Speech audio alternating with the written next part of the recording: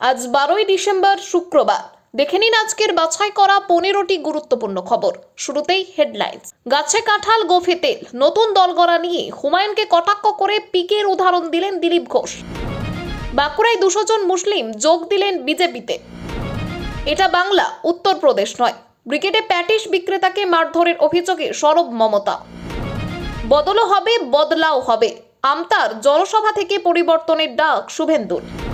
ভয়ঙ্কর খেলা হবে। বিধানসভা নির্বাচনের আগে বীরভূমে আবার হুঁশিয়ারি অনুব্রত মণ্ডলের, ফল দেখারও আশ্বাস। বাংলা পলিটিক্সের সমস্ত খবর প্রতিদিন সকালে দেখতে সাবস্ক্রাইব করুন আমাদের বি পলিটিক্স চ্যানেলটি। এবার আসছি বিস্তারিত সংবাদে। তৃণমূল কংগ্রেস থেকে সাসপেন্ড হওয়ার পর ভরতপুরের বিধায়ক হুমায়ুন কবিরের নতুন রাজনৈতিক দল গঠনের ঘোষণা এবং একের পর এক বিতর্কিত মন্তব্য রাজ্যের রাজনৈতিক মহলে ব্যাপক চাঞ্চল্যের সৃষ্টি করেছে। সম্প্রতি মুর্শিদাবাদের বেলডাঙ্গায় বাবরি মসজিদের আদলে মসজিদের ভিত্তিপ্রস্তর স্থাপন করে তিনি আরও বেশি আলোচনায় এসেছেন। এই প্রেক্ষাপটে রাজ্যের বিজেপির প্রাক্তন সভাপতি দিলীপ ঘোষ হুমায়ুন কবিরকে তীব্র কটাক্ষ করেছেন। হুমায়ুন কবিরের নতুন দল গঠনের প্রসঙ্গে দিলীপ ঘোষ বলেন, রাজনীতিতে এরকম বড় বড় কথা বলা নতুন নিয়ম নয়। ওর তো এখন গাছে কাঁঠাল গোঁফে তেল, অর্থাৎ ফল পাওয়ার আগেই আগাম প্রস্তুতি নিয়ে বসে থাকা। দিলীপ ঘোষ আরো উদাহরণ টেনে বলেন, বিহারের প্রশান্ত কিশোরের মতো লোকও নতুন দল করে কিছু করতে পারেনি। কটাক্ষের সুরে তিনি প্রশ্ন তোলেন, হুমায়ুন কবির কি করে সফল হবেন? বিজেপি নেতার মতে নতুন দল গড়ার ঘোষণা করে হুমায়ুন এখন মনোযোগ আকর্ষণ করতে চাইছেন। তিনি আরো বলেন, উনি এখন পশ্চিমবঙ্গের সবচেয়ে বড় ভিআইপি নেতা, এখন ওকে দেখাতে হবে। দিলীপ ঘোষের এই মন্তব্যের থেকে স্পষ্ট যে বিজেপি নেতৃত্ব হুমায়ুন কবিরের নতুন দল গঠনের ঘোষণা এবং সাম্প্রতিক বিতর্কিত কর্মকাণ্ডে খুব একটা গুরুত্ব দিতে নারাজ। রাজনীতিতে এরকম বড় বড় কথা বলা নতুন কিছু না। উনার তো এখনো গাছে কাঁঠাল আর গোফে তেল, পার্টি নাই, উনি দাঁড়াবেন কিনা, টিকিট পাবেন কিনা, এসব আছে।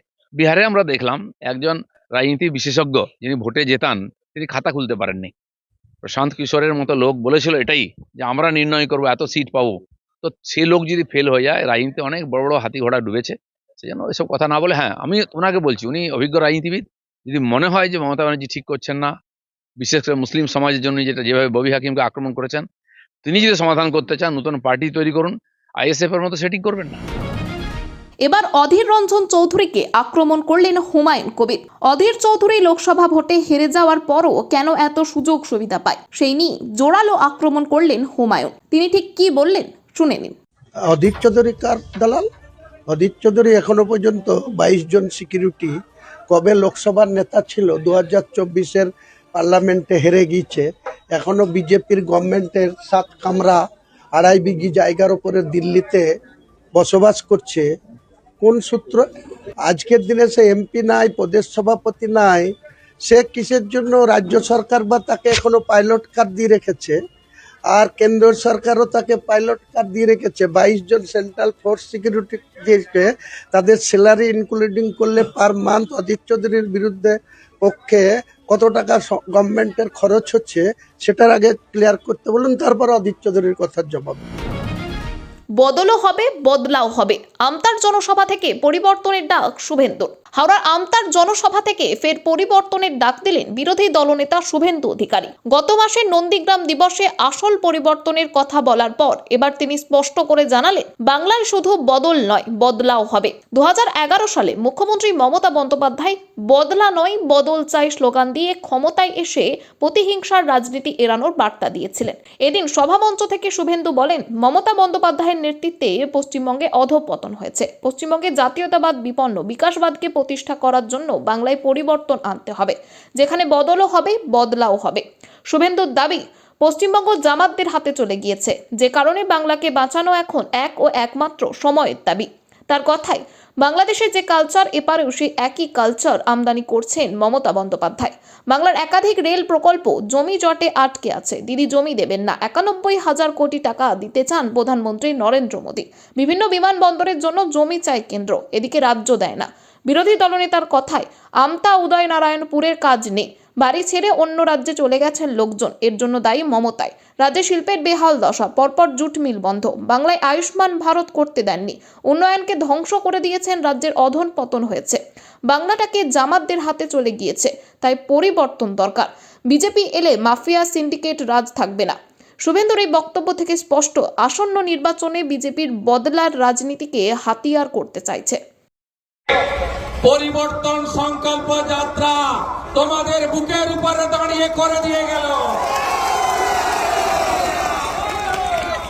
জেনে রাখো পৃথিবীটা গোল, সব হিসাব হবে, বদলও হবে, বদলাও হবে। তিনটে হিন্দু ছেলেকে কাল রাত্রে তুলে এনেছিল গীতা পাঠের অনুষ্ঠানে, তারা প্রতিবাদ করেছিল, অনুষ্ঠানকে অপবিত্র করেছিল বলে। আপনাদের খুশির খবর দিয়ে শ্রমিকরা জামিন পেয়ে গেল এই মুহূর্তে। জয় জয় শ্রীরাম। এটা বাংলা, উত্তরপ্রদেশ নয়। ব্রিগেডে প্যাটিস বিক্রেতাকে মারধরের অভিযোগ, সরব মমতা। ব্রিগেডে গীতা পাঠের অনুষ্ঠানের দিন এক প্যাটিস বিক্রেতাকে মারধরের অভিযোগ সামনে এসেছে। সেই নিয়ে রাজনৈতিক তরজার মধ্যেই বিজেপিকে তীব্র আক্রমণ পশ্চিমবঙ্গের মুখ্যমন্ত্রী মমতা বন্দ্যোপাধ্যায়ের। গীতা পাঠ নিয়ে বিজেপিকে কটাক্ষ ছুড়ে দেন মমতা। বাংলাকে শেষ করে দেওয়াই বিজেপির লক্ষ্য বলে মন্তব্য করলেন তিনি। বৃহস্পতিবার কৃষ্ণনগরের সভা থেকে ব্রিগেডের ঘটনা টেনে আনেন মমতা। বলেন, গরিব হকার তার জিনিস বিক্রি করতে গিয়েছে। সব মিটিংয়েই কেউ না কেউ আসেন, কেউ চা বিক্রি করেন, কেউ সিঙ্গারা বিক্রি করেন, কেউ ঝালমুড়ি, আবার কেউ বিস্কিট বিক্রি করেন। সেও গিয়েছিল, তার মাথায় খেলেনি যে এটা বিক্রি করব না, ওটা বিক্রি করব না। তাকে ধরে মেরেছে সব কটা, কাল অ্যারেস্ট করেছি যারা গায়ে হাত দিয়েছে। এটা বাংলা, উত্তরপ্রদেশ নয়। এখানে তোমাদের গদ্দারি চলবে না, তোমাদের হুকুম আদেশও চলবে না। সম্প্রতি কলকাতার ব্রিগেডের ময়দানে 5 লক্ষ কণ্ঠে গীতা পাঠের আয়োজন করা হয়। সেই অনুষ্ঠানে আমন্ত্রণ জানানো হয়েছিল মমতাকেও, যদিও অনুষ্ঠানে যোগ দেননি মমতা, বরং বিজেপির অনুষ্ঠানে কেনই বা যেতে যাবেন বলে পাল্টা প্রশ্ন ছুড়ে দেন।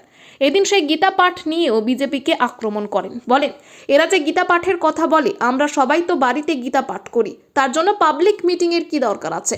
ঠাকুর দেবতা মনে থাকেন, রমজানের নামাজের সময় একসঙ্গে যান সকলে, দুর্গাপুজো হয় একসঙ্গে মিলেমিশে। যারা গীতা গীতা বলে চিৎকার করছেন তাদের জিজ্ঞাসা করব, ধর্ম নিয়ে শ্রীকৃষ্ণ কি বলেছিলেন? বলেছিলেন ধর্ম মানে ধারণ করা। কোনটা ধারণ করা? ধর্ম মানে পবিত্রতা, ধর্ম মানে মানবতা, ধর্ম মানে মানুষত্ব, ধর্ম মানে শান্তি। বিজেপির বন্ধুরা যারা গীতা পাঠ করছেন, আশা করি শুনছেন, উত্তর দেবেন। বিজেপির উদ্দেশ্যে আক্রমণ শানিয়ে মমতা আরও বলেন, এত কিসের খিদে? এত খেয়েও হচ্ছে না, বাংলাকেও খেতে হবে। আপনারা বিজেপিকে কোলে স্থান দেবেন না দেবেন না, বাংলায় থাকতে চান না চান না, মাছ মাংস খাবেন না তা আপনাদেরই ঠিক করতে হবে। কে আমিষ খাবে, কে নিরামিষ খাবে, তা যার যার নিজস্ব ব্যাপার। আমি কারোর ওপর হস্তক্ষেপ করতে দেব না। মানুষকে কৃতদাস বানাতে চাইছো? আঘাত করলে প্রত্যাঘাত করতেও জানি। সুস্থ বাঘের চেয়ে আহত বাঘ ভয়ঙ্কর। রাজা রামমোহনকে ইংরেজদের দালাল বলে আক্রমণ করা হোক, বা সংসদে বঙ্কিমচন্দ্র চট্টোপাধ্যায়ের নাম গুলিয়ে ফেলা, সম্প্রতি বারবার প্রশ্নের মুখে পড়েছেন বিজেপির নেতৃত্ব থেকে প্রধানমন্ত্রী নরেন্দ্র মোদী স্বয়ং। সেই নিয়েও এদিন আক্রমণ শানান মমতা। বলেন, আজ আপনারা বাংলার মহাপুরুষদের অপমান করছেন, অসম্মান করছেন। 2 কান থাকলে 1 কান কাটার ভয় থাকে, যার 2 কান নেই তার কি ভয়? এদের 2টো কান নেই, শোনে না, দেখে না, মানুষের কথা জানতে চায় না। এসআইআর করো আর যাই করো, বাংলা থেকে কাউকে তাড়াতে দেব না, আর তাড়ালে কি করে ফিরিয়ে আনতে হয় জানি। আরে প্রণাম মাননীয়া। সকাল সকাল বললেন আপনি সব কটাকে গ্রেপ্তার করিয়েছি। মনে করিয়ে দিই, সব কটার জামিন হয়ে গেছে। ভালো থাকবেন মাননীয়া। বাঁকুড়ায় 200 জন মুসলিম যোগ দিলেন বিজেপিতে। বাঁকুড়ায় বিজেপিতে প্রায় 200 মুসলিমের যোগদানকে কেন্দ্র করে রাজ্য রাজনীতিতে নতুন চাঞ্চল্য। বিরোধী দলনেতা শুভেন্দু অধিকারীর বারবারের মন্তব্য, ভারতীয় মুসলিম বিরোধী নয়, বাংলাদেশি অনুপ্রবেশকারী মুসলিম বিরোধী। এবার যেন বাস্তবে রূপ নিল বিজেপির কর্মসূচিতে। বাঁকুড়ায় মুসলিম সম্প্রদায়ের প্রায় 200 জন দলে যোগদান করালেন বিজেপির নেতা রাহুল সিনহা। গতকাল রাতে বাঁকুড়া সার্কিট হাউস মোড়ে বিজেপির এক দলীয় কর্মসূচিতে উপস্থিত ছিলেন রাহুল সিনহা। সেখানেই বাঁকুড়া বিধানসভা এলাকার প্রায় 200 জন মুসলিম সম্প্রদায়ের মানুষের হাতে বিজেপির পতাকা তুলে দেন তিনি। রাহুল সিনহার মতে, তৃণমূলে যারা যোগদান করেন তারা স্থানীয় বাসিন্দা নন, শুধু রাজ্যের নেতৃত্বকে দেখানোর জন্যই তা করা হয়। রাহুল সিনহা এদিন বলেন, ভারতীয় মুসলমান ও হিন্দুর মধ্যে কোনো তফাৎ নেই, কেউ 1 চুলো কম বা 1 চুলো বেশি নয়। নজরুলের বাণীকে স্মরণ করি, কিন্তু আমরা কোনোভাবেই বাংলাদেশ, আরব, মায়ানমার থেকে আসা মুসলমান অনুপ্রবেশকারীদের ঠাঁই দেব না। আর পরিষ্কার বলছি, যারা বাবরের তাবেদারি করবে তাদের এ দেশে থাকতে দেব না। তৃণমূলের বাঁকুড়া জেলা সহ সভাপতি বিমান সিংহ বলেন, মন্দির মসজিদ, হিন্দু মুসলমানের আমদানি সব বিজেপির কাছ থেকেই হয়েছে, আর রাহুল সিনহা নিজেই দলের মধ্যে ব্রাত্য। আর এই ধরনের মন্তব্য কোনো যুক্তি আছে বলে আমি মনে করি না। এই ঘটনা থেকে স্পষ্ট বিজেপি ভারতীয় মুসলমানদের সঙ্গে সংযোগ বাড়াতে চাইছে, কিন্তু অনুপ্রবেশকারীদের বিরুদ্ধে কঠোর অবস্থানে অটুট রাখছে। এই ঘটনা থেকে স্পষ্ট বিজেপি ভারতীয় মুসলমানদের সঙ্গে সংযোগ বাড়াতে চাইছে, কিন্তু অনুপ্রবেশকারীদের বিরুদ্ধে কঠোর অবস্থান অটুট রাখছে। সাক্ষী মৃত্যুর পরেই ৩,০০০ অভিযোগের রিপোর্ট দিল সিবিআই। বাড়ছে শাহজাহানের বিপদ। সন্দেশখালীর শেখ শাহজাহান নতুন বিতর্কের কেন্দ্রবিন্দুতে। আদালতে সাক্ষ্য দিতে যাওয়ার পথে অন্তর্বর্তী সাক্ষী ভোলানাথ ঘোষের গাড়ির দুর্ঘটনায় চালক ও সাক্ষীর ছেলে নিহত হওয়ায় ফের তার নাম জড়িয়েছে। অভিযোগ উঠেছে, জেলে বসে শাহজাহান তার পরিকল্পনা করেছিলেন। এই ঘটনার বিতর্কের পারদ নতুন করে চলেছে। এদিকে জমি দখল ও কৃষি জমিতে নোনা জল ঢেলে ক্ষতি করার অভিযোগ পাওয়া গেছে। সিবিআই হাইকোর্টের নির্দেশে এলাকার গ্রাম ও বাড়ি বাড়ি গিয়ে অনুসন্ধান চালিয়ে অন্তত ৩,০০০ অভিযোগের যথাযথ তথ্য প্রমাণ সংগ্রহ করেছে। এই অনুসন্ধান রিপোর্ট কলকাতা হাইকোর্টে জমা পড়েছে ইতিমধ্যে।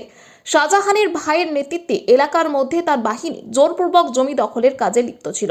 চাষের জমিতে নোনা জল ঢেলে ফেলা, জোরপূর্বক জমি দখল, স্থানীয়দের ওপর হুমকি, এসব অভিযোগ অনুসন্ধানে প্রমাণিত হয়েছে। সিবিআই সূত্রে জানা গিয়েছে, মোট জমা পড়া অভিযোগের প্রায় ৩,০০০টিরও প্রমাণ স্পষ্ট। যদি এই জমি দখলের অনুসন্ধান রিপোর্ট আদালতে প্রমাণিত হয়, তাহলে শাহজাহানের বিপদ আরও বাড়তে পারে। এমন পরিস্থিতিতে তার জামিনের সম্ভাবনাও প্রশ্নবিদ্ধ। উল্লেখ্য, ২০২৪ সালে রেশন দুর্নীতি তদন্তে ইডি শাহজাহানের বিরুদ্ধে তদন্ত শুরু করেছিল। তৎকালীন বাধার মধ্যে দিয়ে বিষয়টি জাতীয় রাজনীতিতেও সরগরম হয়েছিল। এবার অনুসন্ধান রিপোর্ট ও সাক্ষীর অকাল মৃত্যু নতুন করে রাজনৈতিক উত্তাপ সৃষ্টি করেছে। সন্দেশখালী জনপদে স্থানীয় ও রাজ্য রাজনীতির সব ধারা এই ঘটনায় সরাসরি প্রভাবিত হতে পারে বলে বিশ্লেষকরা মন্তব্য করছেন। অর্জুনের মন্তব্যে উঠছে জল্পনা, শাহজাহানের প্ল্যান নয়। রাজনৈতিক মহলে ফের একবার হইচই শুরু হয়েছে ভোলা ঘোষের গাড়ি দুর্ঘটনা ঘিরে। বুধবার ভোলা ঘোষের গাড়ি দুর্ঘটনার পরপরই রাজনৈতিক বিশ্লেষকরা বিভিন্ন তথ্য ও সম্ভাবনা খতিয়ে দেখতে শুরু করেছেন। সন্দেহ জন্মেছে, এটি কি কেবলই একটি দুর্ঘটনা নাকি কারো ইচ্ছাকৃত পরিকল্পনার ফল। অনেকে খোদ শেখ শাহজাহানের নাম জড়িয়ে দিয়েছেন। ধারণা করা হচ্ছে, জেলের ভিতর থেকে এই ধরনের কোনো কৌশল তিনি রচনা করতে পারেন। কিন্তু বৃহস্পতিবার বিজেপি নেতা অর্জুন সিং এই বিতর্কে নতুন মাত্রা যোগ করেছেন। তিনি স্পষ্ট করে জানিয়েছেন, এই দুর্ঘটনা শেখ শাহজাহানের পরিকল্পনা নয়, বরং এটি কোনো বড় মাথার পরিকল্পনার অংশ। অর্জুন সিং বলেন, এটা আইপিএস স্তরের কোনো বড় মাথার চক্রান্ত। সময় হলে সব বলবো। এই মন্তব্য রাজ্য রাজনীতিতে নতুনভাবে জল্পনা তৈরি করেছে। ভয়ঙ্কর খেলা হবে। বিধানসভা নির্বাচনের আগে বীরভূমে আবার হুঁশিয়ারি অনুব্রত মণ্ডলের, ফল দেখারও আশ্বাস। বোলপুর স্টেডিয়ামে বেঙ্গল সুপার লিগের একটি দলের থিম সং উদ্বোধনী অনুষ্ঠানে হাজির হয়ে ফের খেলা হবে স্লোগান তুললেন বীরভূমের তৃণমূল নেতা অনুব্রত মণ্ডল। তার দাবি, এবার ভয়ঙ্কর খেলা হবে এবং নির্বাচনের পর সকলে তার ফল দেখতে পাবে। রাজ্য জুড়ে শুরু হতে চলেছে বেঙ্গল সুপার লিগ। ৮টি জেলাভিত্তিক দল এই প্রতিযোগিতায় অংশ নেবে, যার মধ্যে বীরভূমের দলও রয়েছে। বোলপুর কোপা টাইগার্স নামের সেই দলেরই থিম সং উদ্বোধন করতে বোলপুর স্টেডিয়ামে উপস্থিত ছিলেন অনুব্রত মণ্ডল এবং রাজ্যের মন্ত্রী চন্দ্রনাথ সিংহ। সেখানে মন্ত্রী চন্দ্রনাথ সিংহ বলেন, ১৭ই ডিসেম্বর থেকে খেলা শুরু, নির্বাচনের পর সেই খেলা শেষ হবে। এরপর অনুব্রত মণ্ডল একই সুরে বলেন, এবার খেলা শুরু হলো, ভয়ঙ্কর খেলা হবে এবং নির্বাচন শেষে তার ফল সবাই দেখবেন। এর আগে ২০২১ সালের বিধানসভা নির্বাচনের প্রচারে অনুব্রতর গলায় একই সুর শোনা গিয়েছিল। বীরভূমের হেতমপুরে তৃণমূলের জনসভায় কর্মীদের উদ্দেশ্যে তার মন্তব্য ছিল, নিশ্চয়ই খেলা হবে, ১০০ বার খেলা হবে, ভয়ঙ্কর খেলা হবে, এই মাটিতেই খেলা হবে, পারবেন তো পগার পার করে দিতে, ঠেঙ্গিয়ে পগার পার করে দিন। অনুব্রতর এই মন্তব্য থেকে স্পষ্ট, আসন্ন নির্বাচনকে কেন্দ্র করে তৃণমূলের প্রচারে ফের খেলা হবে স্লোগানকে হাতিয়ার করা হচ্ছে। নীরবে জনসংখ্যার পরিবর্তন ঘটছে পশ্চিমবঙ্গে, বললেন শ্রমিক।